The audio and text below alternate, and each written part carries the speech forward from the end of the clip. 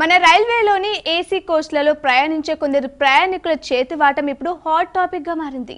ప్రయాణికుల కోసం రైల్వే శాఖ ఇచ్చే బెడ్ రోల్స్ అంటే బెడ్షీట్లు, దుప్పట్లు, టవల్స్ ను కొందరు ప్రయాణికులు ట్రైన్ దిగి వెళ్తూ ఇళ్లకు కూడా పట్టుకెళ్లిపోతున్నారు. ఒక ఆర్టీఐ అప్లికేషన్ ద్వారా సేకరించిన వివరాల ప్రకారం 2022 నుండి 2026 మధ్య కాలంలో ఏకంగా 1.27 కోట్ల బెడ్ రోల్ వస్తువులను చోరీకి గురయ్యాయి.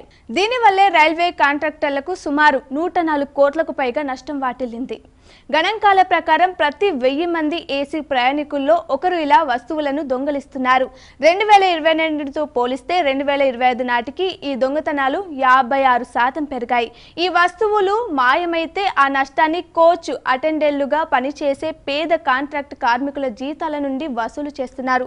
ఆర్థికంగా స్తోమత ఉండి ఏసీ క్లాసులో ప్రయాణించే విద్యావంతులే ఇలాంటి పనులకు పాల్పడడం సామాజిక బాధ్యత రాహిత్యానికి అర్థం పడుతుంది.